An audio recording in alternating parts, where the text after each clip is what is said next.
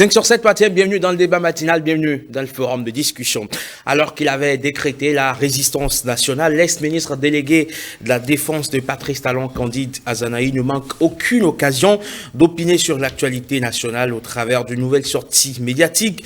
Il a prononcé un discours à charge contre tous les acteurs politiques, aussi bien de la majorité présidentielle que de l'opposition. Azanahi a encore fait du Azanahi. Quelle lecture faire de ces sorties récurrentes du président de restaurer l'espoir? On en parle ce matin. Et puis, on s'intéressera aussi à ce rapport d'Amnesty International. L'organisation non gouvernementale a alerté dans son rapport sur les situations des droits humains dans le monde.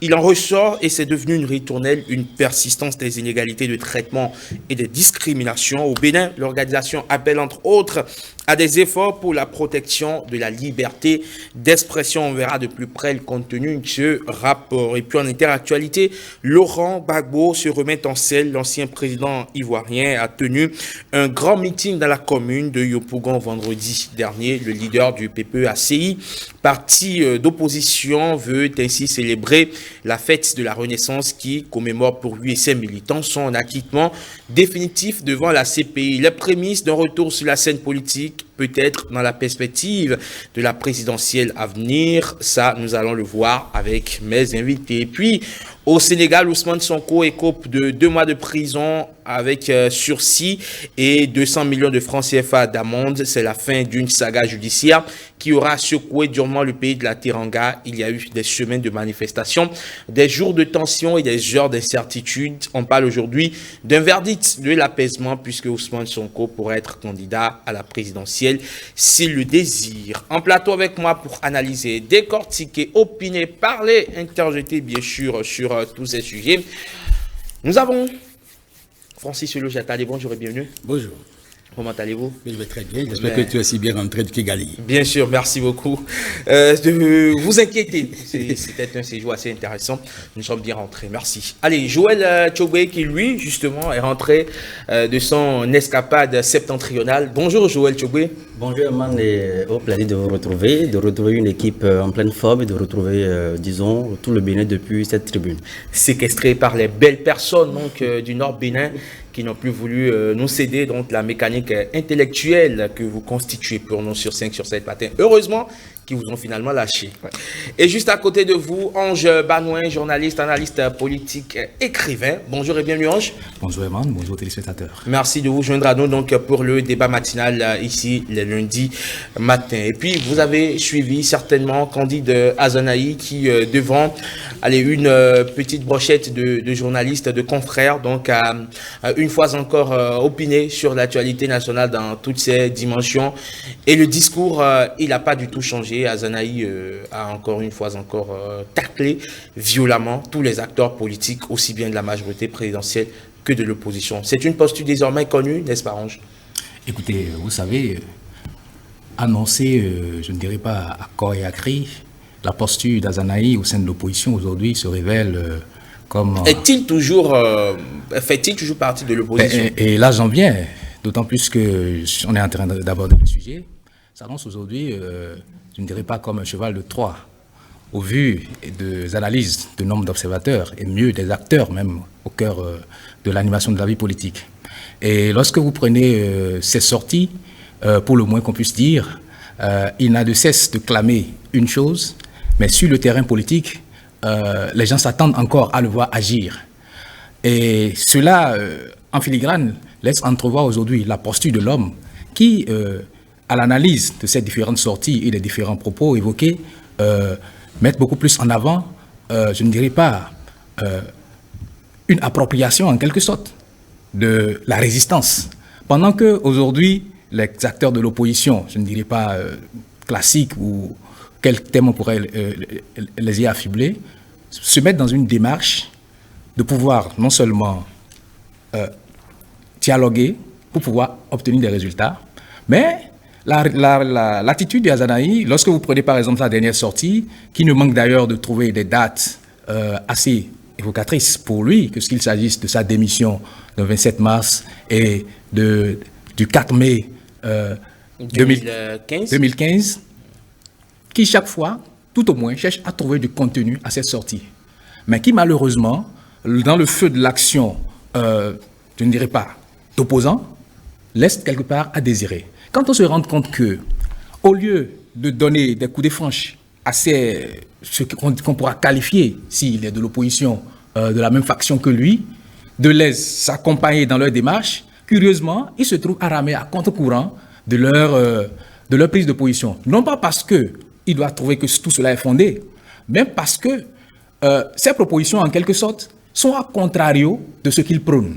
Ils prônent une résistance, ils prônent une action, mais finalement, ils se limitent simplement à des discours, je ne dirais pas que je ne voudrais pas qualifier, pendant que les autres essayent de mener des actions qui parfois, même s'il y a des flops, pourraient peut-être être appuyées, je ne dirais pas par lui cette stratégie s'il en a, mais toutes les stratégies qu'il propose jusqu'ici, c'est des propositions de résistance, mais qui finalement finissent comme moi, j'ai eu le plaisir de l'appeler, comme des résistances, de bonnes résistances pour des salles.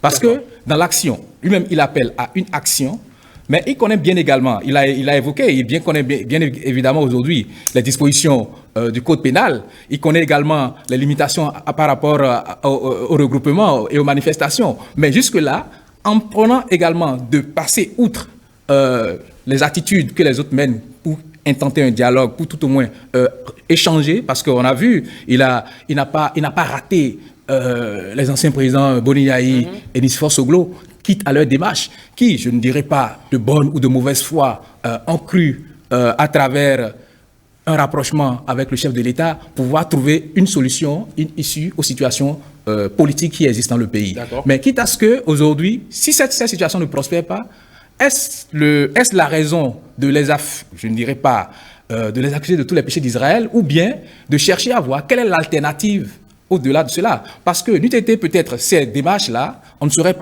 le pays serait crispé. Et dites-vous que si nous restons dans la crispation, pour dénouer une crise, ce n'est pas une affaire judiciaire, c'est une affaire politique, et ça se gère politiquement et stratégiquement. D'accord.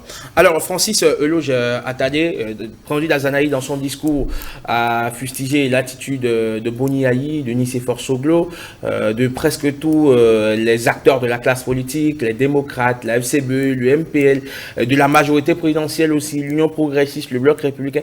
Finalement, il est mécontent contre tout le monde. C'est ce que nous constatons. Mais écoutez, le président Azanaï, il est connu dans l'espace politique béninois. Je crois que c'est son droit de s'exprimer. Vous savez que nous sommes dans une démocratie où nous devons travailler à promouvoir la liberté d'opinion. Et s'il est vrai, évidemment, que les gens ont la liberté de s'exprimer, ils doivent aussi être en capacité de répondre leurs actes au cas où ils arriveraient à diffamer. Je ne crois pas qu'il ait diffamé, il a dit ce qu'il pensait de la gouvernance et des acteurs politiques. Ça, il faut mettre ça à son actif. Mais seulement que j'ai des petits problèmes liés non seulement à la forme, mais aussi au fond. À la forme, bon, en fait, qu'il a évoqué 27 mars, qui est une date historique, parce que ça marque sa démission du gouvernement. Bon, ailleurs, en Côte d'Ivoire, je crois que Gbagbo a cité sa deuxième année, enfin, il a fêté sa sortie de la CPI.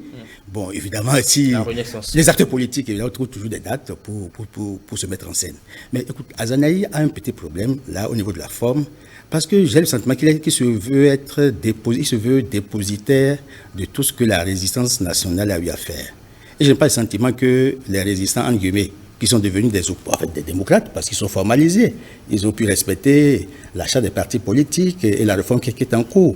Bon, lui, il n'a pas voulu le faire. Il est toujours RE. Je ne sais pas de quelle génération. Je ne peux pas le qualifier parce que c'est un acteur que je respecte, puisque lui et moi avions travaillé en 2014 dans le cadre de la plateforme qui était destinée à lutter pour avoir des élections crédibles et transparentes. Au moment où le Bénin était dans l'impasse politique, l'impasse électorale. Donc, je sais qu'il me connaît assez bien. Bon, sur la forme, j'avais des problèmes parce qu'il dit, quelque part dans son introduction, que l'objet, c'est la situation des détenus, des exilés, mais aussi de l'état de droit et de la démocratie. Alors, et il a, en fustigeant le comportement des grands acteurs, en fait, du président Soglo, président Yayi et autres, il a trouvé que, en fait, si vous lisez bien, vous verrez, il dit, mais les détenus dits politiques. Mais à la fin, au moment où il a voulu conclure, il dit mais que malgré tout, mais il appelle à la aux exigences de libération sans condition des détenus politiques. C'est plus dit politique, mais c'est politique. Bon, sur la forme, il y a un peu de problème. Est-ce qu'il est convaincu que, parce que dit, ça dit qu'il prend une distance. Mais cette fois-ci, en conclusion, il dit politique. Donc sur la forme, j'ai un petit problème. Sur le fond, écoutez, le président Azanaï connaît un peu la situation de l'univers carcéral chez nous. Il connaît la situation de ceux qui ont été interpellés. Et en lieu et place de président Talon, il aurait fait peut-être autre chose. Mais écoutez, Madame Odeki Amadougou et puis Joël Aïvo, c'est un grand constitutionnaliste. Sa place, c'est pas la prison, sa place est à l'université. Parce que et on a besoin encore de la nourriture scientifique. On sait qu'il est compétent, je crois qu'il était retenu pour être consultant, je crois, en RCA, pour les aider à travailler sur le test constitutionnel. Donc c'est une valeur qu'on ne va pas gaspiller. Mais il faut qu'on trouve la formule qu'à travers une bonne démarche, nous puissions nous entendre sur l'acte qu'il faut poser pour aller à la décrispation afin que ceux-là puissent obtenir leur liberté. Mais je crois que dans la forme et le fond, j'ai eu des petits problèmes. Le fond, en fait, mais le président Zanaï aurait, s'il fouillait bien, il aurait su que il y a des ordonnances qui régissent le régime pénitentiaire au Bénin. Il y a une ordonnance de 1973 dont les textes ont été modifiés en 1978. Je crois l'article 88 nouveau de ce texte définit clairement les conditions. Or, nous sommes bien en 1978. Ce texte n'était qu'une ordonnance. La Constitution est de 90. Dans la hiérarchie des normes, la Constitution est au-dessus d'une ordonnance. Mais il a été député pendant longtemps. Qu'est-ce qu'ils ont pu faire pour les réexaminer et actualiser nos textes et les arrimer avec la Constitution? Donc, je sens qu'ils n'ont pas joué leur rôle. Il doit peut-être, la main sur le cœur, confesser que lui-même, il a trahi. Bon, premier aspect. Second aspect, il y a une ordonnance de 75. Je crois que la dernière fois, nous étions ici en train de discuter avec Orden Aladati, l'honorable, et puis le maire Rufino d'Almeida. Et je crois l'honorable a évoqué l'ordonnance de 75. Bon, évidemment, c'est des tests, c'est l'environnement de 75, c'est l'environnement révolutionnaire. Et vous savez que ce contexte, même si le Bénin a signé la charte africaine des droits de l'homme, je crois en 1986, et que le Bénin a signé des instruments internationaux et des conventions qui font que nous devons préserver les droits de la personne humaine, il n'y a que nos tests doivent être actualisés chaque fois, ce qui n'est pas le cas. Et aujourd'hui, les conditions qui sont faites peut-être aux détenus, je ne suis pas allé voir Rekia, je ne suis pas allé voir Joël, mais Rekia au moins a eu le mérite d'être ministre garde des Sceaux de la justice. Qu'est-ce qu'elle a pu faire pour décongestionner les prisons, pour travailler pour réduire la surpopulation carcérale? Est-ce qu'elle a envisagé la construction des prisons en son temps? Est-ce qu'elle a travaillé à corriger le manque d'hygiène et la vétusté? Parce qu'il y a eu en fait beaucoup de griefs à ce niveau. Qu'est-ce qu'elle a pu faire? Et je trouve évidemment que les acteurs, parfois par méconnaissance ou même par ignorance, ne lisent pas ou bien ne suivent pas l'actualité. En plus de ça, Rekia, je savais qu'elle a été conseillère du président Faure au Togo. Et vous savez que Bacha, qui est le demi-frère de Faure, vient d'être évacué, je crois, au Gabon, pour aller subir des soins. Pendant 14 ans, mais je sais que Rekia, quand même, est là comme conseiller particulier. Qu'est-ce qu'elle a pu faire pour que Bacha, qui était détenu arbitrairement, ne soit pas libéré et qu'il ait pu faire 14 ans et que c'est maintenant que pour la santé, il soit évacué. Je me dis qu'il y a peut-être, je ne sais pas, la nature organise ces choses. Elle a allé encore apprendre. Et je suggère qu'avec un regard plus lucide, parce qu'il faut qu'on aborde ces questions, qui sont des questions majeures, avec plus de lucidité. Beaucoup de parcimonie. Beaucoup de parcimonie et de circonspection pour que nous puissions aller à des choix judicieux. Puisque, en fait, in fine, qu'est-ce que nous voulons? Nous voulons que Joël Aïvo, Rekia Amadougou et les co-détenus qui ont été gardés dans le cadre des élections soient libérés. Maintenant, il y a une démarche, une approche qu'il faut avoir. Les acteurs politiques, y compris les avocats, agissent dans la méconnaissance des avocats par les écouter. Il existe une ordonnance, je crois, de 1973 qui stipule que pour que l'avocat aille communiquer avec son client, il faut qu'il obtienne un permis de communiquer auprès du procureur. Sous Boni Yahi, les gens n'ont pas été très rigoureux dans l'application, mais que n'importe quel avocat peut aller en prison quand il veut pour échanger avec. Mais il y a quand même une ordonnance qui régit. Alors, si un avocat veut aller voir son client et qu'il n'a pas eu le droit de dire, c'est parce qu'il n'est pas détenteur d'un permis de communiquer, peut-être. D'accord. Donc, il faut que les choses se fassent dans la légalité. Et j'appelle les députés de la 9e législature à revoir, à réexaminer les textes L'arsenal juridiques, à les actualiser, à les arrimer avec la Constitution, qui est la norme fondamentale qui régit en fait l'univers. D'accord. Du Bénin. Joël Tchogwe, aujourd'hui, au regard du discours donc, de candidat Azanahi, la conclusion qu'on peut tirer, c'est que le discours, il n'a pas fondamentalement changé. C'est presque la même ritournelle. Est-ce que finalement, candidat Azanahi n'est pas seul dans sa résistance? Merci pour la question. Je crois que nous sommes là face à un invariant. Un invariant en termes de posture, un invariant en termes de discours, un invariant en termes de sémantique, un invariant aussi en termes d'effets recherchés dans la collaboration politique que candide Armand, je crois, Armand Marie Azanahi, il veut naturellement avoir avec cette compère de l'opposition ou qui anime l'espace politique. Vous savez, nous sommes là peut-être ce matin face à un exercice de détricotage peut-être du discours politique. Détricotage du discours politique à la fois qui nous replonge aussi dans ce qu'on pourrait appeler la crise de la parole publique, la crise de la parole politique. Nous avons en face de nous un personnage qui est resté, on va dire, constamment au devant de la scène depuis les années 90, à animer l'espace politique sous diverses initiatives. Nous avons aussi vu Candide Azanahi qui aussi a participé à l'écriture de l'histoire sous l'aide du renouveau démocratique, notamment depuis la RB. Après, nous avons vu son rapprochement avec l'Union fait la nation, et puis aussi son poids non négligeable sous le régime de Boni Yahi qui l'a aidé à remplir, notamment en 2011. Je me rappelais que Candide Azanahi disait que nous étions dans un régime présidentiel assez fort et que l'État devrait être un État assez fort. Il fallait restaurer l'autorité de l'État. Je dépeins ainsi ce tableau pour que ceux qui nous suivent puissent se faire une idée du profil politique de l'homme que nous avons au cœur du débat de ce matin. Quand Candide Azanahi a démissionné le 27 mars 2017 de son portefeuille ministériel de ministre délégué à la Défense, à l'époque, il y avait une sorte de tollé général où on disait Candide Azanahi, c'est lui qui, 3 ans plus tôt, ou bien 2 ans plus tôt, ou 1 an plus tôt, avait œuvré à l'arrivée au pouvoir de M. Patrice Talon. Mais j'étais l'un des rares à dire à l'époque que je comprenais l'homme. Je comprenais l'homme et je disais exactement ceci, que cette démission, c'était pour moi, analyste, observateur, une inconstance dans la constance. Inconstance par rapport à quoi? Inconstance par rapport aux hommes, inconstance par rapport aux idéologies, inconstance par rapport aux options de gouvernance. Constance maintenant par rapport à quoi? Constance par rapport à ce qu'il incarne comme valeur. Il peut être incompris. En tant qu'acteur politique, vous pouvez faire des choix qui peuvent être incompris de tout le monde.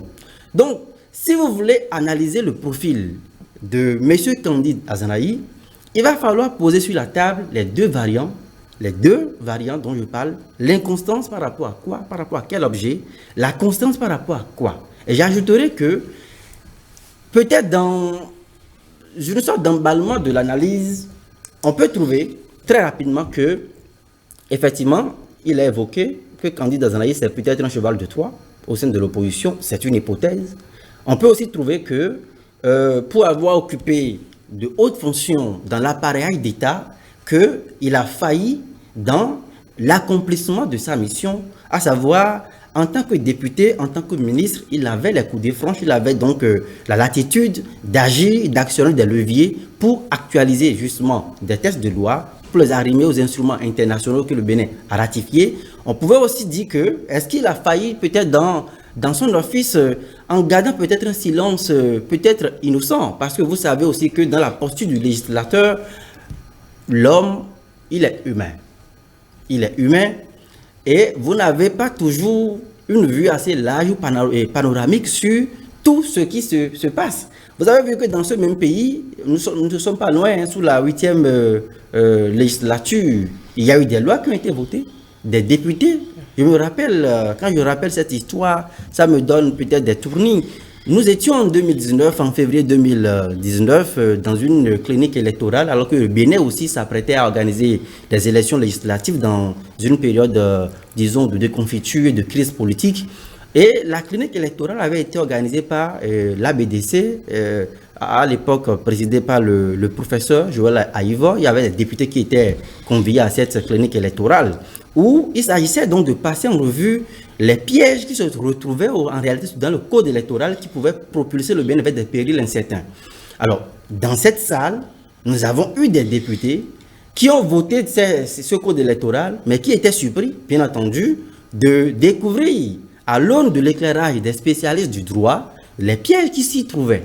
Donc, c'est pour dire que, de tout le temps, nos parlementaires se sont toujours comportés d'une certaine façon qui n'ont pas toujours arrangé les choses.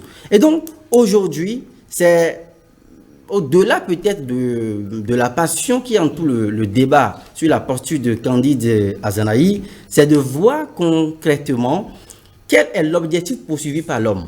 L'homme, aujourd'hui, il veut incarner peut-être à lui seul, disons, une certaine opposition qu'on pourrait peut-être nommer la résistance.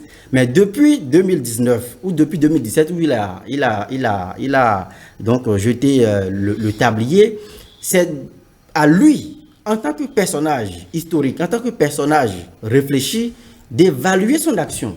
Parce qu'à un moment donné, il y a le temps de la réflexion, il y a le temps de l'action, il y a le temps de l'évaluation.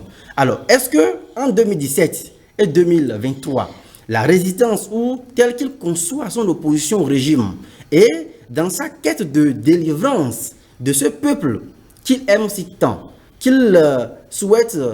à qui il souhaite offrir le salut de la démocratie, à qui il souhaite offrir le salut des droits humains, c'est à lui, après maintenant la réflexion et les actions, conférences de presse, discours, disons à tout le moins assez acerbes contre le régime, peut-être aussi l'isolement par rapport à ses compères de l'opposition, c'est à lui de maintenant poser le débat et d'évaluer la réflexion, d'évaluer son action pour savoir concrètement est-ce que au bout de 6 ans de lutte, est-ce que les résultats escomptés sont au rendez-vous? Alors, je me dis que si Candide Azanahi fait cette évaluation, bien entendu que dans le tableau de bord, il verra certainement peut-être de très petites avancées dans ce qu'il a eu à faire.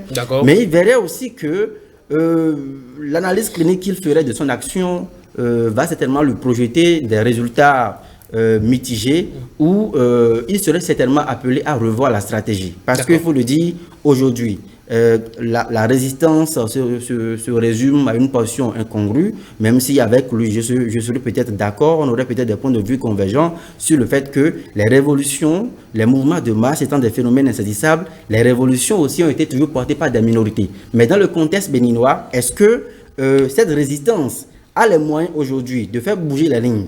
Est-ce que cette résistance a les moyens aujourd'hui de libérer de prison ces détenus politiques dont on parle? Est-ce que cette résistance aujourd'hui en l'état actuel a les moyens à elle seule de faire revenir au pays les exilés qui sont toujours hors du territoire? Est-ce que cette résistance aujourd'hui a les moyens de réhabiliter le pont de connexion avec le palais de la Marina qui est le cœur du pouvoir? Parce que quoi qu'on dise, qu'on évoque la loi sur l'amnistie, qu'on évoque les rapprochements entre les anciens chefs d'État et Patrice Talon, qu'on évoque même aussi les mécanismes, notamment il y a récemment cette loi qui a été adoptée pour des raisons humanitaires et sociales. On peut, disons, favoriser la mise en liberté ou des remises de peine, allais-je dire. Alors, dans tout ça, il y a un seul mot qui me revient à l'esprit, le dialogue. Il faut que les acteurs politiques puissent renouer avec le dialogue dans un élan de sincérité pour qu'on puisse trouver une solution politique à une crise politique qui pour moi n'est plus forcément une crise ou un conflit judiciaire. D'accord. Allez, on va prendre l'avis de Ange Bano sur quand même tout autre angle. Est-ce que Candide Armand Marié Azanahi n'étant plus fondamentalement sur au devant de la scène politique, n'est-il pas en train de trouver des formules pour quand même capter l'attention, on va dire, de l'opinion justement à travers ces sorties répétées? La preuve, ce matin, sur 5 sur 7 matin, on parle de lui finalement, l'objectif est atteint. En effet, et à la suite de Joël, je voulais dire qu'en réalité, la stratégie de candidat Azanaï, qui est un fin stratège, ne se résume qu'à une seule chose, la survie politique. Vous pouvez, dans 1000 ans, vous allez vous en rendre compte. Il ne s'agit que d'une stratégie de survie politique. Survie politique, surfer sur les aspects sociopolitiques sur lesquels on n'a pas pu avoir, on n'a pas voix, s'approprier quelques faits d'âme par rapport aux avancées, et pourquoi pas même rogner sur des avancées, pourvu qu'on se retrouve être l'épicentre de l'animation de l'opposition. Sinon, vous n'avez pas pu voir que la même personne qui appelle à des actions à travers, je ne dirais pas, à travers son point de presse, il évoque quand même, il dit, il parle de lutte de résistance nationale, pacifique et non violente. Mais par la suite, lorsque vous déclinez les 7 points qu'il a avancés à mettre en œuvre, vous vous rendez compte qu'on ne peut pas amener cette lutte-là sans la violence. Donc vous vous rendez compte que quelque part, il y a une, je ne dirais pas antinomie, entre son appel et les actions que lui-même y prône. Mais dans quel cas est-ce qu'on pourrait alors obtenir le résultat dont il souhaite? Si, d'emblée, ceux qui sont aujourd'hui récusés d'être en griffe, dont il parle, il parle de compromission, dans une première démarche, ont opté pour une stratégie dans laquelle il s'est véritablement affiché absent, et qui se sont avisés pour entrevoir une autre démarche. Mais curieusement, tant qu'il n'a ni cautionné l'une des démarches, ni celle-ci, alors il se retrouve à quel niveau? Il faudrait que sur le discours politique, je sais que c'est je ne dirais pas un grand idéaliste, il faudrait que son discours politique soit aussi assez clair et comme de l'eau de roche, pour qu'on ne sente pas dans sa posture quelqu'un qui miroite autre chose et qui à la fin permet aux gens de se rendre compte que soit c'est juste des plats qu'il faut servir à l'opinion, juste pour pouvoir contenter l'opinion. Parce que vous vous rendez compte que la résistance aurait pu véritablement porter s'il y avait eu un acteur qui ait pu fédérer les différentes chapelles politiques de l'opposition. Et je l'avais dit la fois dernière, on parle très peu de mon ouvrage, Démosophistication béninoise, la croisée des chemins. Parce que nous avons de plus en plus de sophistes en politique au Bénin. On vous sait une chose, et vous attendez à un résultat, mais en réalité, vous n'aurez jamais le résultat. Parce que derrière, ce qu'on vous a servi, c'est juste pour pouvoir vous tenir en haleine. Parce que si vous suivez la posture d'Azanaï aujourd'hui, cette posture ne tranche pas de cela. Parce que du moment où on l'avait attendu, au moment où il a organisé la résistance, ils ont été à un moment donné à organiser des conclaves pour former leurs militants. Mais c'est devenu quoi?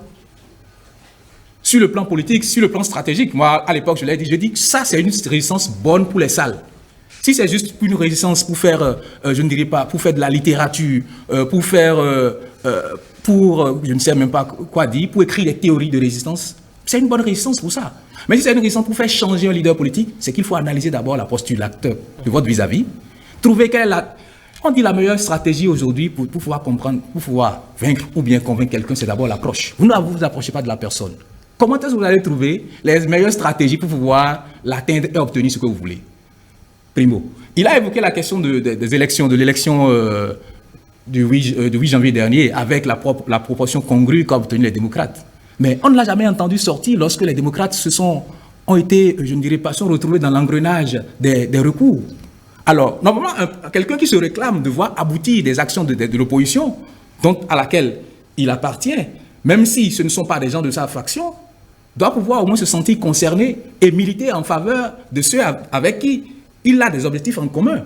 Mais on constate qu'en réalité, la posture de l'opposition béninoise, c'est ce à quoi nous a donné. On a vu tout récemment certains qui sont allés aux élections, d'autres n'ont pas pu y aller, mais qui ont trouvé qu'ils ont gagné parce que ceux qui sont de la même faction qu'eux n'ont pas gagné. Donc vous voyez, il y a cette je ne dirais pas ambivalence, ou bien cette facette au sein de l'opposition béninoise qui fait que ça discrédite même la politique, ce qui fait que même les gens n'ont même pas envie de s'engager en politique. Parce qu'ils se disent que les gens risquent de vous mettre là, et curieusement pour leur intérêt, ils vont changer de veste juste simplement parce que pour eux, vous les avez permis d'atteindre leur objectif. Et là, nous y voilà. On continue toujours de tenir l'opinion en haleine pendant que le problème véritable est là. Le problème aujourd'hui n'est plus de savoir qui a raison ou qui a tort. Le problème aujourd'hui, c'est de savoir comment on fait pour pouvoir régler la situation des détenus politiques, comment on fait On dit chez nous que ce soit que l'homme ait vu le serpent et que la femme l'ait tué, l'essentiel est que le serpent soit. D'accord, c'est le plus important d'ailleurs de toute façon. Et puis Francis Euloge Attali, est-ce que vous pensez que candidat Azanahi est dans la bonne posture? Est-ce qu'il faut qu'il continue sur cette lancée où il va falloir changer de fusil d'épaule? Est-ce que vous le voyez justement changer de fusil d'épaule? Vous convenez avec moi que ce n'est pas la bonne posture. Bon, écoutez, on ne va pas faire de la rhétorique comme Candide. Vous savez, c'est un philosophe, après tout. Et il est dans le doute permanent. Il aurait pu faire l'option du doute cartésien et non du doute sceptique. Et je crois qu'en politique, s'il en veut à ses amis d'hier, qui sont allés aux élections, c'est parce qu'il estime que non, que les dés sont pipés et que c'est pas possible qu'on fasse une élection avec Patrice Talon et qu'on gagne. Par conséquent, il ne faut pas y aller. Alors finalement, il se retrouve seul. Il développe une théorie et c'est en cela que je partage un peu les points de vue de Banouin, qui estime que là, il paraît un peu sophiste. Non, je n'ai rien contre lui, il ne peut pas faire de la fixation. Mais quel est l'objectif? La communication. Quel est l'impact et le résultat attendu? Parce qu'au-delà de tout, il y a quand même un substratum, un point commun. Le point convergent, c'est eux tous disent, ils exigent la libération et puis curieusement sans condition. Mais il faut une injonction à un gouvernement. Et écoutez, et puis curieusement, il y en a qui sont aussi si naïfs, qui citent le rapport des experts de l'ONU sur les détentions arbitraires. Mais écoutez, l'ONU a envoyé un rapport au Togo. Pourtant, Badja fait 14 ans. L'ONU a envoyé un rapport au Rwanda. Vous savez que l'opposant qui est copé de 25 ans. Ben oui, ben voilà, vous savez. Et puis, qu'est-ce qu'il a dit? Il renonce à la politique. Maintenant, il renonce sa famille au Texas. Il est retourné à Houston. Ah ben voilà, c'est ça. Donc, il quitte la politique et la condition est claire. Et les Américains ont négocié longuement, même le secrétaire d'État s'est déplacé pour ça. Donc, il y a une démarche. Et j'estime que cette démarche, je ne la vois pas. On ne peut pas affronter Talon. On doit trouver la formule pour négocier avec lui, puisqu'il incarne, il est dépositaire en fait du pouvoir de l'État pour le moment. En attendant, c'est lui qui est l'interlocuteur en fait officiel avec qui il faut négocier. Encore que ce n'est pas lui qui détient la justice.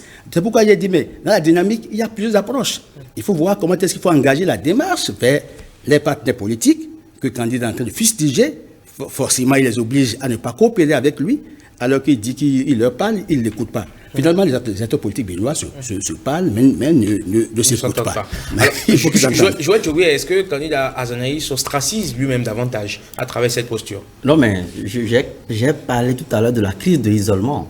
Vous savez que de par ces différentes postures, candidat Azanahi est isolé sur la scène politique. Il est isolé.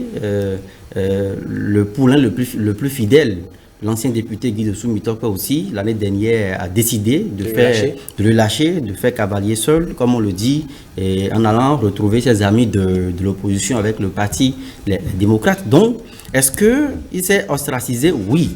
La réponse, c'est oui. Maintenant, jusqu'à quand va-t-il en prendre conscience pour pouvoir peut-être, disons, réadapter sa stratégie de défense par rapport aux objectifs en réalité?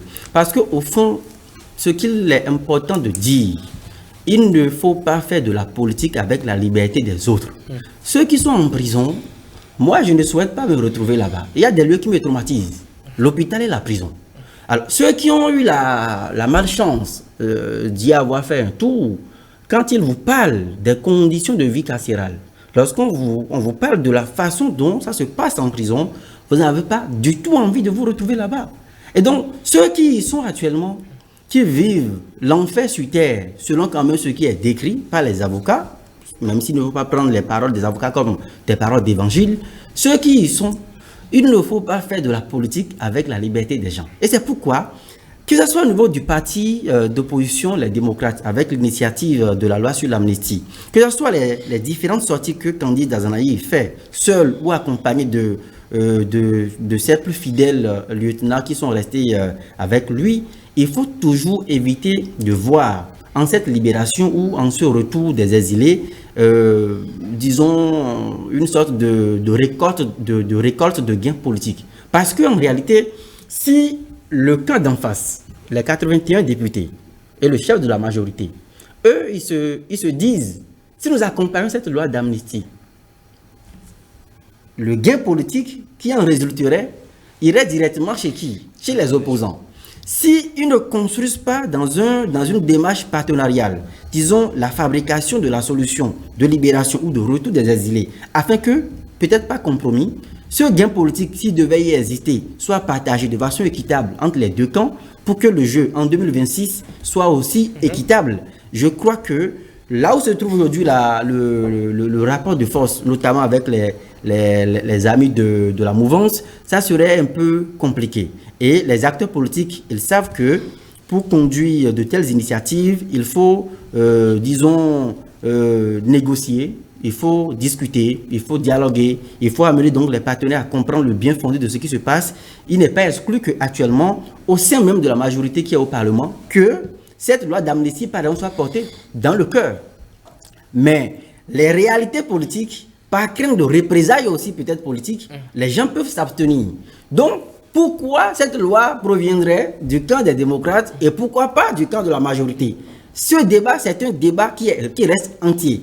Moi, je continue de plaider, je continue de penser qu'on peut sortir de l'engrenage à condition que les différentes factions, au-delà des émotions, des crises émotionnelles, des crises d'hystérie, que ces différents acteurs puissent dialoguer afin de pouvoir régler le problème. Je finirai sur la question en disant aussi que dans la classe politique, puisque nous sommes en crise, et que aussi les populations ont pris leur distance par rapport à tout ce qui se dit. J'évoquais à l'instant la crise de la parole politique, la crise de la parole publique au Bénin. Il faut un retour à une infusion des valeurs. Il faut que quand les gens prennent des engagements, quand les gens accèdent au pouvoir, que le pouvoir ne soit plus une coterie, que le pouvoir redevienne service. Et si le pouvoir redevient service, vous verrez que les petites crises que nous avons au Bénin, on peut les transcender et sortir définitivement et retrouver la paix. Allez, que disent, j'allais dire, les internautes? Bonjour Maurice. Bonjour Eman, bonjour à tous et bonjour à toutes les internautes. Nous donc à prendre le pouls donc, de l'avis des internautes. Effectivement, on a essayé quand même, et aujourd'hui il faut dire que les internautes sont, Candide Azanahi est critique envers la mouvance et l'opposition, les internautes sont très critiques envers sa personne qu'ils jugent, incohérent et pas pertinent par rapport à ses prises de position, ses récentes critiques notamment à l'encontre de l'opposition. Il y en a quand même quelques-uns qui trouvent que de la posture qu'il est, il est quand même dans sa logique. C'est ce que nous allons voir dans les quelques commentaires qu'on a pu avoir ce matin. Roland Bokor, pour commencer, qui nous écrit: j'ai du mal à cerner la logique de ce compatriote qui se dit opposé au pouvoir et en même temps à l'opposition. Il ne participe au scrutin, mais critique ceux qui le font. Je trouve ça démarche confusionniste, surtout qu'il était des premiers à nous proposer la panacée talon. Sa stratégie n'est pas sincère selon Roland Bokor et il aura du mal à convaincre avec ses critiques perlées, conclut cet internaute. Thierry Ntia va dans le même sens que Roland Bokor qui, il dit donc, je crois que quand on s'embrouille dans la politique, on démissionne car le tout ne suffit pas de s'isoler et critiquer la mouvance et plus tard l'opposition. Il va falloir, écrit-il, que Candide Azanahi trouve position pour qu'on sache dans quel parti il se loge concrètement, écrit cet internaute également. Jean Zounon nous dit qu'un homme politique qui n'est pas capable d'assumer son rôle ne mérite pas qu'on l'écoute. Je n'arrive pas à cerner ce monsieur Azanahi. Il s'oppose à tout ce qui se fait en politique dans ce pays. Il est contre la mouvance et contre l'opposition. On ne sait plus ce qu'il veut parce qu'il s'en prend à tout le monde et pourtant il ne détient pas la vérité, selon Jean Zounon, qui ajoute: on l'a déjà vu à l'œuvre avec son parti politique Restaurer l'espoir. Maurice Koumassa, pour terminer, celui qui, trouve logique ce que dit Candide Azanahi, qui nous dit: le président Azanahi est un opposant au sens propre du mot, contrairement aux autres opposants qui ne sont ni blancs ni noirs. Eu égard à ce qui précède, Azanahi est bien pertinent dans ses critiques envers une partie de l'opposition, puisque lui-même se réclame de cette opposition, dit Maurice Koumassa. Voilà, mon cher Eman, chers amis, ce que les internautes ont pensé de la question du jour. Merci à vous, mon cher Maurice Tantan. Au plaisir de vous retrouver très très prochainement par ici. Pourquoi pas pour continuer par relayer les avis de nos amis internautes. Évidemment. Et on dit merci à toutes ces personnes-là qui prennent du temps pour répondre à nos questions que nous postons chaque jour sur nos différentes plateformes numériques, notamment Facebook, Twitter. Merci donc de vous porter davantage, de porter avec nous la réflexion.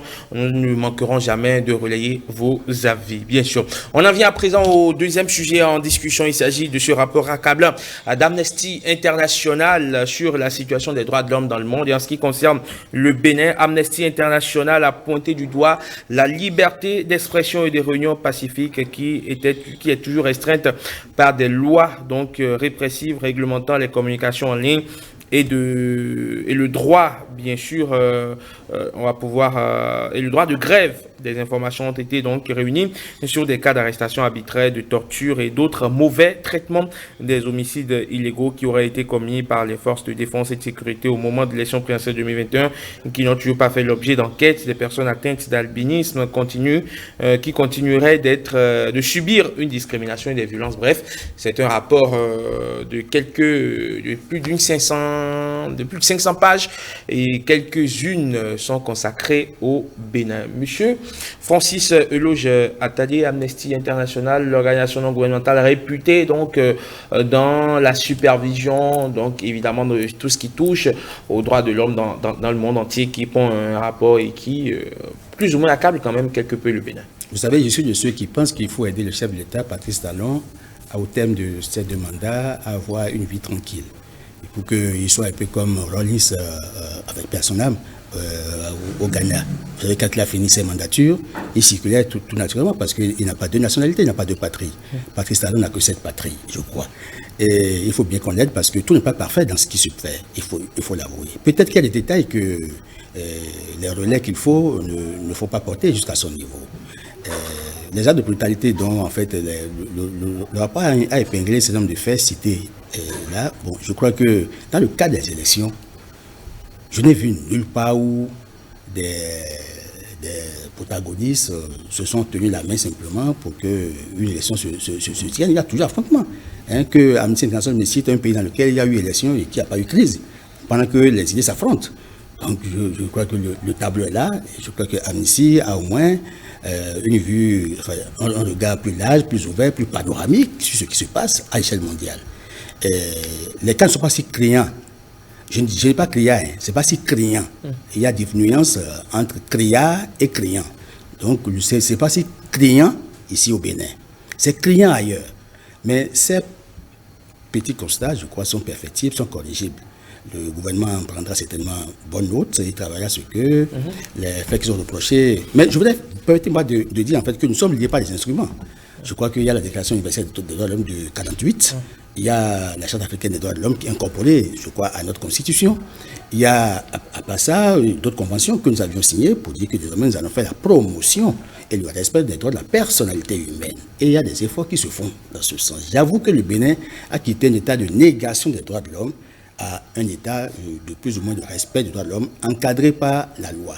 Et c'est à cela qu'évidemment, tel que nous avons conclu le premier sujet, il y avait un aspect. En 2015, par exemple, il y a eu l'élection législative. Alors qu'en 2014, nous étions dans l'impasse et la Cour constitutionnelle, présidée par le professeur Théodore Olo, a pris une DCC, on appelle la DCC 15-001 du 9 janvier, pour crever l'abcès et remettre le processus sur les rails. Le processus électoral sur les rails. On n'était pas tous d'accord. Pourtant, Candide Azanaï s'est trouvé la remorque de l'Union fait la nation pour aller candidater pour les législatives et devenir député. Et c'est à la faveur de cette élection-là qu'il se vend d'être député pour continuer à travailler là. Mais je dis que, évidemment, il dit que les autres ont fait des compromissions ou des compromis comme ça. Non, à des moments donnés, il faut savoir où est-ce qu'on va. Nous devons faire en sorte que nos lois nous permettent d'avancer. Et on doit encadrer le comportement humain. Et nulle part, je crois que Amnesty sait. Et on parle de récrimination, en fait de discrimination des albinistes. Je doute fort, je ne connais pas bien le dossier. Mais il y a un cas là, le truc des gays, des bisexuels. Mais écoutez, si jamais les radios rurales relaient ça, je crois que Amnesty n'aura plus le droit de citer ici. Parce qu'au Bénin, qu'on dise que le mariage gay, les homosexuels, les transgenres. Mais écoutez, c'est quoi ces conneries? Dans un pays, je crois, Ouganda... Alors, on va pas stigmatiser, bien sûr, évidemment, les minorités. On va pas stigmatiser. Et pour ça, on épingle le Bénin. On va pas stigmatiser le Bénin. On va pas stigmatiser les minorités, si vous permettez, Francis Ologie Attalé, puisque voilà, nous sommes dans un pays de droit, même si officiellement le Bénin n'a pas encore légiféré sur cette question-là des minorités. On va quand même avoir un peu de tenue en ce qui concerne ce dossier. Et nous pencher sur ce qui nous semble beaucoup plus intéressant, beaucoup plus important d'ailleurs. Mon cher Joël Tchogbe, il s'agit donc du code du numérique qui permettrait ou qui aurait contraint à je veux dire, restreindre les libertés, notamment la liberté d'expression. Qu'est-ce que vous en dites? Vous savez, Herman, celui qui vous parle ce matin, c'est un homme à la fois façonné et fasciné par le régime des libertés. Je vous ai toujours expliqué que je ne considérais aucun centimètre de mes libertés à qui que ce soit. Je crois que dans l'espace républicain, le pacte social qui nous fonde, qui nous fédère, la constitution du Bénin, y a mis un point d'honneur en disant qu'il n'y a pas de voie qui conduirait au développement sans ces libertés, donc sans la démocratie. Voilà pourquoi toutes les fois que cette fausse illusion qu'on tente donc de disséminer, de propager dans la communauté, à savoir, on peut troquer nos libertés par rapport avec le développement, on peut faire abstraction de nos libertés et aller au développement, je suis toujours resté ferme et constant là-dessus que, attention, c'est une fausse route. Il faut absolument que les personnes, les promoteurs d'une telle idée abyssale puissent s'en détourner.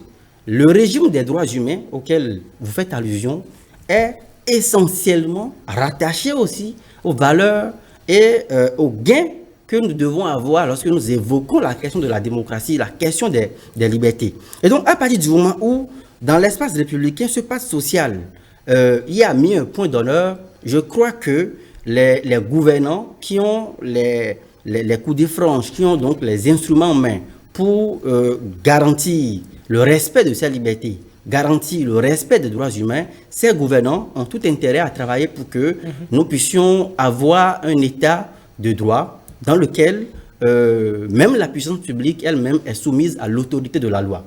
Monsieur Attadé disait que ce sont de petits constats. Attention, chez nous, je viens d'une école où on m'a appris que c'est l'agrégation de petits constats qui gênait le phénomène majeur. Conséquence, lorsque vous évoquez la question des droits humains, lorsqu'il y a encore un seul Béninois qui est privé des services sociaux de base, pas d'accès peut-être à l'éducation, je viens de l'intérieur du pays il n'y a pas encore longtemps, pas peut-être accès, disons, aux soins, à l'offre sanitaire, à l'offre éducative, aux services d'eau potable, la sécurité aussi. Lorsque nous sommes à Cotonou et que nous vivons, disons, l'Eldorado, peut-être à Cotonou, loin du contexte sécuritaire que nous tentons de décrire de loin, il faut voir ce que les gens vivent en réalité dans le contexte sécuritaire qui est le nôtre aujourd'hui. Bien évidemment, je n'impute pas la responsabilité à qui que ce soit. C'est un défi majeur auquel il faudra faire face. Ces défis sécuritaires existent. Les défis au plan de l'eau, les défis au plan de la santé, les défis au plan de l'éducation, même aussi les défis en termes de mobilité, connectivité entre les villes. Dans certaines régions du Bénin, il y a encore ces droits qu'il faut pouvoir respecter. Et donc, lorsque le rapport de Amnesty, l'organisation que je connais parfaitement, j'ai beaucoup d'amis qui s'y retrouvent, nous travaillons sur beaucoup de choses dans le cadre des activités de réseautage. C'est une organisation assez sérieuse qu'il faudrait prendre au sérieux, comme je le dis. C'est une organisation assez sérieuse. Et la méthodologie qui est suivie aussi pour aboutir à l'élaboration d'un tel rapport, cette méthodologie obéit à des normes, à des règles. Vous savez qu'il y a ce qu'on appelle le système d'alerte précoce. Les réseaux comme WANEP Bénin, le réseau ouest-africain pour l'édification de la paix, qui est un vaste réseau qui couvre essentiellement toute l'Afrique de l'Ouest avec le siège basé à Accra, est en connexion avec ces bases de données qui se retrouvent au niveau de la CEDEAO. Il y a ce qu'on appelle le système d'alerte précoce de prévention des conflits. Et chaque semaine, chaque jour, il y a des gens des moniteurs qui documentent des faits de violation des droits humains, qui documentent des faits de menaces, des faits qui constituent des menaces à la paix et qui peuvent générer des conflits. Et chaque semaine, il y a une compilation qui se fait dans cette base de données qui permettent justement aux techniciens, aux experts, aux analystes que nous sommes de produire essentiellement des documents stratégiques pour pouvoir attirer, non pas dans une logique de confrontation, d'imputation de responsabilité, mais d'attirer l'attention des gouvernants sur des faits qui sont susceptibles de générer donc des conflits et de conduire à la violation des droits humains. Parcourez un peu le rapport d'Amnesty. Je ne suis pas auteur du rapport, mais je me suis fait le devoir de le lire. Quand vous parcourez le rapport, vous observez qu'il y a des faits précis, des dates précises qui ont été citées dans ce rapport. On peut quand même les prendre au sérieux. Donc je voudrais sincèrement inviter mon cher ami aussi, M. Elo Jatteh, que je connais très affiné, très exigeant aussi sur ces questions, parce que je l'ai vu aussi à l'œuvre depuis 2014 dans diverses initiatives. Je le connais aussi très exigeant sur ces questions, que, attention, ne minimisons pas ces petits constats qui peuvent, s'ils sont négligés, conduire le Bénin vers, disons, un scénario non souhaitable. Le Bénin a quand même été, il y a quelques semaines en arrière, a été félicité pour ses progrès, en l'occurrence sur le plan des droits de l'homme. On a vu le ministre de la Justice, Séverin Kounom, qui justement est allé chercher cette en griffe distinction, en tout cas cette reconnaissance, j'allais dire, et qui justement au détour d'un point de presse a expliqué les contours donc de cette reconnaissance-là pour le Bénin. Et quelques semaines après, un rapport d'Amnesty International qui pointe du doigt quand même un certain nombre de dysfonctionnements, des faits précis et concis, notamment, par exemple, vous en avez parlé, on a parlé dans ce rapport de Vigile à Roncey, de ces déboires avec la justice au détour donc de ce reportage qu'il a eu à faire sur justement des supposées exécutions sommaires. Il a toujours maille à partie avec la justice. On parle également, entre autres, voilà, de ces droits des minorités. Est-ce que finalement ce ne sont pas des faits épars qui sont pris comme ça pour voilà, pour en faire presque un super narratif? Écoutez, je vous laisse la charge des félicitations dont vous avez fait cas, parce qu'à mon entendement, c'est la mise en place d'une structure de veille sur les questions des droits de l'homme qui a été plébiscitée. Pour ce qui est d'Amnesty International, autant que nous sommes, il y a comme un œil de Caïn qui doit veiller à ce que, qui veille sur chacun de nous, qui nous amène à ce que nous ne dérapions pas de la norme. Et l'individu, on sait qu'il y a le moi, le ça et le surmoi. Donc, vous vous rendez compte qu'en réalité, ces organismes sont là juste pour éviter qu'il y ait des dérapages. Et ne vous attendez pas à ce qu'ils viennent applaudir ce qui se fait tant qu'il reste à faire. Et sur ce, dites-vous également, lorsque moi, par exemple, j'entends des soutiens, que ce soit politiques ou autres, qui prennent le temps de dire, nous encensons parce que quand on regarde notre condition, c'est mieux que par rapport à celle de ceux-ci, de ceux-là. Mais ce qu'ils oublient, c'est que tous ces rapports-là conditionnent les prêts que nous obtenons à l'extérieur. Donc, quelque part, nous sommes tenaillés. Contrairement à ceux qui sont du côté de l'Europe, ils ont leur culture. Et leur culture, qu'il s'agisse des amis dont ils se font et de leurs partenaires d'affaires, sont régis par des normes et des principes élémentaires dans les questions des droits de l'homme. Certains amis de nos amis qui sont sous d'autres cieux, qui ne s'en occupent pas, nous savons que chez eux, chez ces derniers, les questions des droits de l'homme ne les intéressent pas pourvu qu'ils arrivent à tirer leur marron du feu tant que vous êtes en affaires. Et en décembre 2019, le président Patrice Talon, lors d'un conseil extraordinaire de l'UEMOA à Dakar, a relevé qu'en réalité, les pays de l'Afrique de l'Ouest étaient mal cotés en ce qui concerne les indices de risque, en ce qui concerne les prêts. Parce que sur une échelle de 0 à 7, la plupart des pays étaient pratiquement relégués à l'échelle de 6. Ce qui fait que lorsqu'on va faire des emprunts, on n'a pas des prêts à long terme sur au-delà d'une durée de 10 ans. Et non seulement cela, le taux des intérêts, c'est également galopant. Donc, si nous avons des aspects sur la question des droits de l'homme qui sont bien millimétrés, bien suivis, et peut-être que la CBDH qui vient d'obtenir, je ne dirais pas son laurier, permettra à ce que peut-être qu'on puisse améliorer les tendances vers cela pour que cela puisse booster l'économie. C'est pour cela que certains ne comprennent pas le rôle de certains organismes internationaux. Les gens pensent que quand l'Amnesty International est là, que c'est juste parce que l'Amnesty International a envie de nous tirer, comme on le dit, les narines, les poils des narines. Non, mais parce que chez eux, la seule condition de pouvoir être de bons partenaires, de pouvoir avoir des facilités, c'est que nous respections des normes. Et sur ce, je pense que on doit tous en tenir compte et travailler à ce qu'on améliore cela pour que le Bénin puisse gagner des points positifs pour pouvoir véritablement faire booster son économie à travers ses partenariats avec l'Occident, dont nous savons que nous avons de véritables partenaires, même si de l'autre côté aussi nous en avons. D'accord. Alors Francis Elo-Jatali, on va finir sur le sujet. Vous êtes d'accord avec moi que la question des droits de l'homme, c'est une marche de tous les jours, c'est une marche perfectible et qu'on a forcément des progrès à faire au quotidien? Oui, je crois que c'est ce que je voulais dire à Banoué parce qu'il a évoqué le système du moi, du ça et du surmoi. Le surmoi, c'est l'ensemble des lois qui régissent. Le moi, c'est l'individu. Le ça, c'est l'instinct qui parfois... Et les individus ont souvent tendance à défier l'ordre public. Vous avez vu, pour illustrer le cas du Bénin en 2019, en 2020, en 2021, vous avez suivi ce qui est passé. Quand des individus, des groupes d'individus se prennent pour l'institution en charge du respect de l'ordre et défient les forces de sécurité, mais écoutez, il ne faut pas croiser les bras. Donc, dans ce carnage, il peut y avoir des difficultés. Je crois que...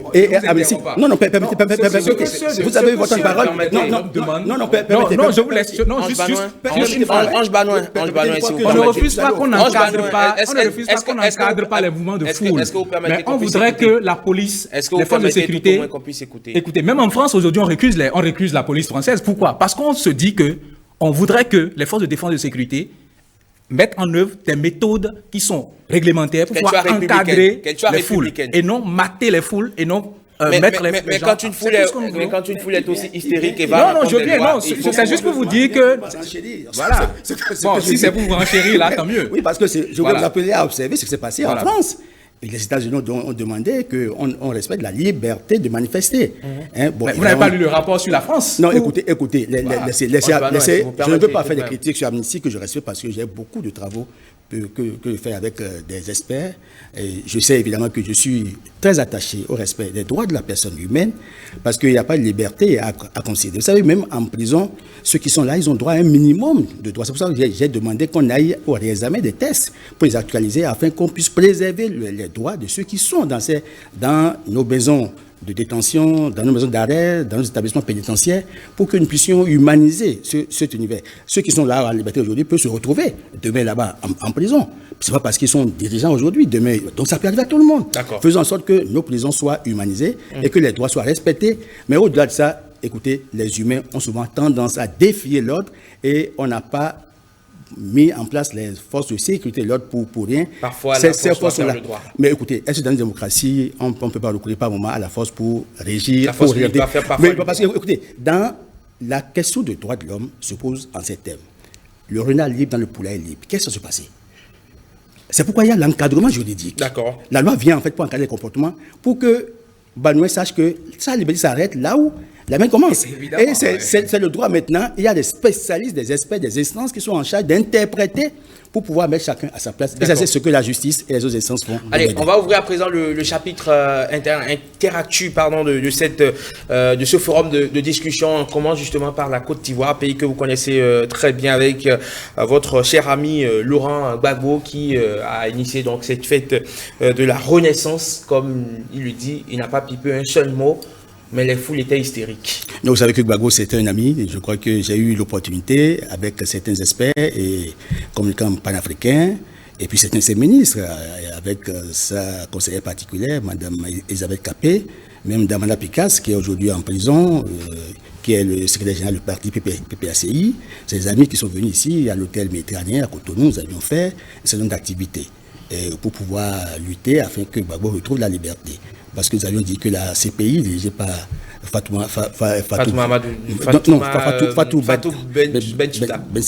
Bensouda, mais oui, la Gambienne, était missionnée pour quelque chose. La preuve que 10 ans après, Gbagbo a été acquitté, c'est pourquoi il célèbre ça. Je suis fort heureux, parce que j'estime que la CPI, en fait, c'est pas seulement la libération, l'acquittement de Gbagbo qui compte, mais c'est la juridiction internationale quel est le crédit qu'on peut encore lui donner aujourd'hui? D'accord. Et tout le problème est là. Et Gbagbo, je me réjouis de ce que son entrée en politique, parce qu'il n'a pas fini son destin. Vous savez que c'est la crise post-électorale de 2010-2011 qui a fait près de 3000 morts et qu'on a imputé à Gbagbo au départ. Mais écoutez, 2 éléphants se battent. Les zèbres en pâtissent. Et pour opiner, le juge vient dire, mais non, mais on prend un éléphant qui est là et on va le juger. Et après, on dit qu'il est blanc, mais donc il y a un second éléphant qui attend. Et c'est ce que Gbagbo a dit à l'occasion de sa sortie, qu'on vienne chercher les vrais coupables. Et je crois qu'à ce titre, je suis d'accord avec lui que la justice doit être dite. Alors, Joël Tchougbé, en 1 minute, Gbagbo se remet en selle, certainement en perspective de la présidentielle à venir. C'est ce que vous voyez aussi? Oui, je crois que sur la scène politique, les acteurs majeurs, ils sont très futés sur les stratégies de communication. Même le silence communique, le silence transmet un message. Même les déplacements transmettent des messages. Le message, la communication est aussi non-verbal, comme on le dit. Et donc, lorsqu'il organise, disons, il fait cette sortie, vous avez vous-même fait remarquer qu'il y avait une masse humaine imposante qui a pris part. C'est peut-être aussi une occasion de test de popularité aussi. Hein. Depuis qu'il est revenu en Côte d'Ivoire, vous avez déjà vu tout ce qu'il y a eu comme mouvement. Certainement que c'est les cellules de base du parti FPI qui, je crois, maintenant a connu une mutation en termes de nom. Je crois que les cellules de base de ce parti sont restées plus ou moins maintenant actives. Puisque le leader est de retour, n'est plus dans les géoles de la CPI, on peut maintenant se mirer maintenant à travers Laurent Gbagbo.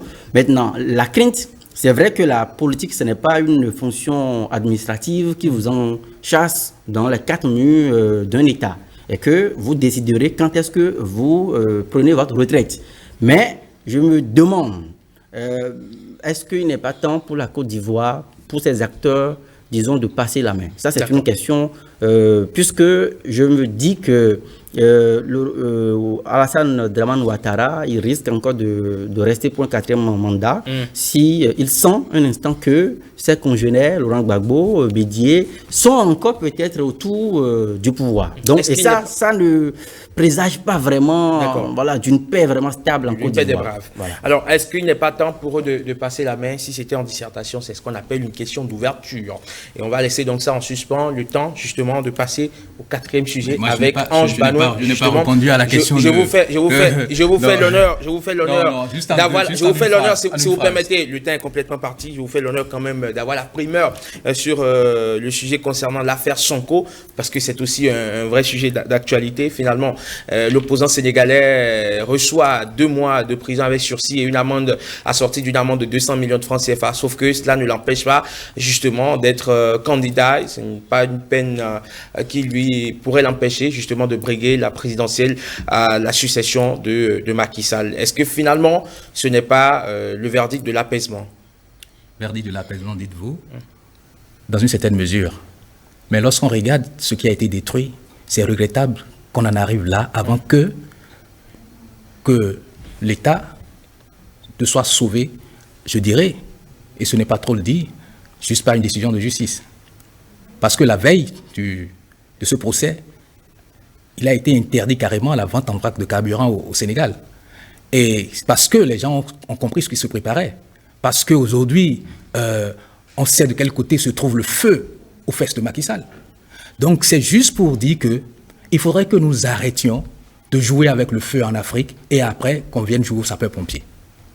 Il est temps que nous ayons des constitutions, que nos intellectuels, que surtout les hommes de droit, qui sont très habiles à nous confectionner des lois constitutionnelles dans lesquelles on peut trouver des virgules qui instaurent une nouvelle république. Dans les pays dont nous avons, souvent nous nous inspirons, une nouvelle république ne s'instaure pas parce qu'on a révisé un paragraphe. En France, la dernière révision sous Sarkozy, je pense que c'était en 2007, plus de la moitié des articles de la Constitution ont été révisés, mais on est toujours dans la 5e République. Au contraire, on a renforcé l'alternance au pouvoir. Mais comment se fait-il que chez nous en Afrique, dès qu'on met une petite virgule, on dit qu'on est dans une nouvelle république? Là, il faut qu'on cesse, nous intellectuels africains, de jouer à je ne dirais pas de l'hypocrisie, mais qu'on soit honnête et sincère envers les populations qui ne demandent que le pain et la paix. Votre message est entendu, 5 sur C'est moi 5. qui vous remercie. Allez, Ousmane Sonko, très rapidement, mais là, en vraiment 15 secondes. Est-ce que la justice a écouté la voix de la sagesse? Je crois que la justice a écouté vraiment la voix de la sagesse. Vous avez dit que c'est un verdict d'apaisement. Vous avez suivi l'avocat du ministre du Tourisme. Il a dit que c'est un ouf de soulagement que ça permet maintenant de recolmater les brèches, parce que si la peine avait été lourde, que le Sénégal se serait enflammé. Je crois que eux-mêmes, et c'est avec beaucoup plus de gants qu'ils sont allés à ce verdict. Et je crois que c'est le Sénégal qui gagne, sauf qu'il faut prier pour que Macky Sall écoute la voix des pétitionnaires, les intellectuels qui lui ont adressé une pétition pour lui dire évidemment de respecter le mandat constitutionnel et de bien vouloir ouvrir le jeu pour que les acteurs qui ont un destin national puissent participer aux conciliations nationales, afin que l'alternance souhaitée soit une réalité, parce qu'évidemment, il n'y a pas que lui seul pour faire régler le problème du Sénégal. Il y a des talents qui sont cachés, des qualités d'hommes qui sont cachés, et c'est l'alternance en fait. Vous savez qu'en démocratie, c'est les élections organisées à bonne date et l'alternance au pouvoir qui sont les mamelles nourricières des bonnes démocraties. Et nous devons travailler à cela, même si la démocratie n'est pas un fleuve tranquille et que ça bégaye aussi bien aux États-Unis qu'en France. Merci beaucoup à vous, Francis Lojatali. Merci, Joël, d'être passé sur 5 sur 7 matin. Merci également à vous, Ange Banoin. À très bientôt, toujours sur la matinale de la télévision nationale. Voilà, qui vient mettre un terme donc à ce débat, à ce forum de discussion qui aura été chaud par moments, houleux aussi, et surtout enfin cette discussion est pleine de belles promesses et de belles réflexions aussi. 5 sur 7 matin, la suite c'est avec Blaise Adanko pour les sports, et juste après la revue de presse de Marcel Arrossi. À tout de suite.